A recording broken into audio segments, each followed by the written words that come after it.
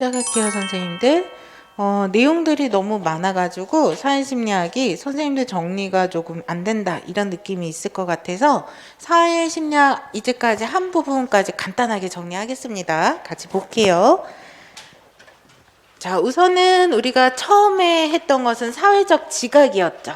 그래서 이 사회적인 지각에 따라서 이제 어떤 행위들을 해석하는 방식의 대표적인 것이 귀인이론, 프리츠 하이덜 귀인이론이라서 그 행동을 어디다 성향이냐 상황이냐 그쳐에 따라서 원인을 두고 설명을 하는 것이 귀인이더라.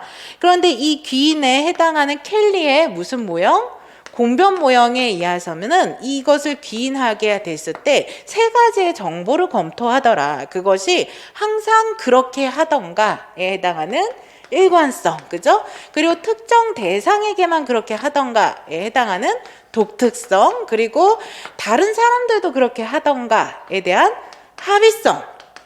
이 정보들을 검토를 해서 일관성, 독특성, 합의성이 모두 있는 것은 무엇의 기인? 그죠? 외부 대상 기인을 하게 되는 경우를 말하고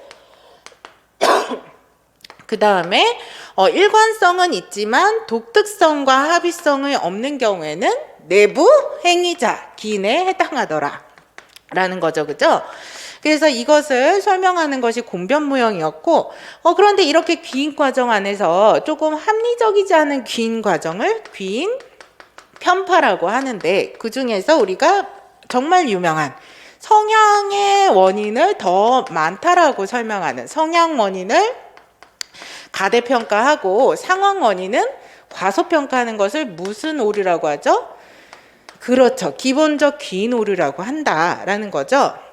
그리고 또 하나는 성공에 대한 것, 좋은 것은 내가 능력이 뛰어나서 그런 거야. 과대평가는 내부 기인을 하고 그 다음에 실패는 사람들 다 그렇지. 과소평가는 외부 기인을 하는 것, 이것을 뭐라 그러죠?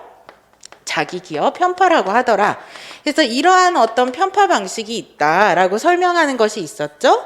그러면서 이것이 크게 귀인 파트가 있었고요. 그죠? 그 다음에 두 번째 이제 행위와 태도 영향에 대한 파트가 있었죠. 그죠? 그래서 우리는 보통 이제 태도에 의해서 행위가 관련이 되어 있다라고 얘기하는데 반대로 아니다. 우리가 그 행위가 태도를 바꾸게 할 수도 있다라는 이론이 있죠. 그래서 우선은 대표적으로 사소한 요구를 들어주는 행동을 한 사람은 결국은 큰 요구에서도 들어주는 행동으로 가더라. 이것을 무슨 현상이라고 합니까? 문간에 발 들여놓기 현상이다라고 얘기를 한다는 거죠. 그죠? 그리고 또 하나는 만약에 내가 어떤 행동을 했는데 그것이 나의 태도와 불일치하게 되면은 이것을 어떻게 하기 위해서 일치시키기 위해서 무엇을 바꾼다?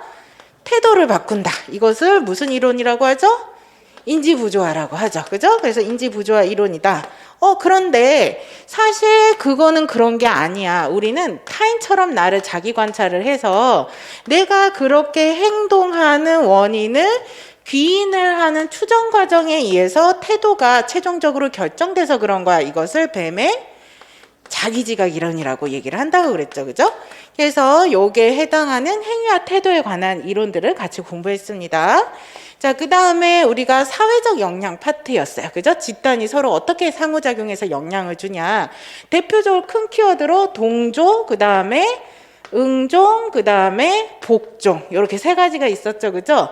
그래서 동조라는 것은 그 집단의 압력을 받아서 어떻게 하는 겁니까?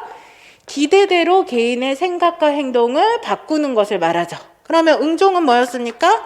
타인이 그렇죠. 구체적으로 요구를 하게 될 때 그것을 부응하는 행동을 하는 것을 말하죠. 복종은 권위자인 이런 사람들이 뭘 할 때? 명령을 내릴 때 그것을 그 명령에 따르는 행동을 말하죠. 그죠? 그래서 이렇게 이제 동조와 응종, 복종이 나누어지는데 이 응종에서 대표적인 현상 중에 하나가 아까도 했던 작은 요구를 들어주면 좀 더 큰 요구를 들어주는 문간에 발 들여놓기 현상이 있더라라고 우리가 같이 공부를 했죠. 그거 외에 이제 큰 요구를 해줬더니 작은 요구를 드러내주는 면전의 문이라던가 처음에 매력적인 것이 덜 매력적으로도 듣는 나중공 기법이라던가 처음에 매력적인데 전부 다 더 매력적으로 되는 그게 다가 아닙니다. 뭐 이런 것들이 있다까지 우리가 같이 봤고요. 자, 그 다음에 이제 중요한 것이 이제 집단의 역량에서 타인이 존재하기 때문에 결국은 각성을 높이게 되어서 쉬운 과제의 경우에는 수행의 성과를 높이는 현상을 뭐라 그랬죠? 사회적 촉진이라고 그랬죠. 그죠? 그런데 타인이 존재를 해서 각성 수준을 높이게 돼서 어려운 과제의 경우에는 수행의 성과를 낮추게 되는 것을 뭐라 그랬죠? 사회적 억제다라고 얘기를 했죠. 그리고 타인이 존재를 하게 돼서 결국은 본인이 책임감이 분산이 돼서, 그죠? 그리고 본인의 어떤 기여도를 낮게 생각을 해서 결국은 노력을 덜 하게 되는 현상, 이것을 뭐라 그랬죠? 그렇죠. 사회적 태만이라고 했죠. 그래서 이렇게 타인의 존재에 따라서 나타나는 역량에 따라서 세 가지를 나눠 볼 수가 있죠.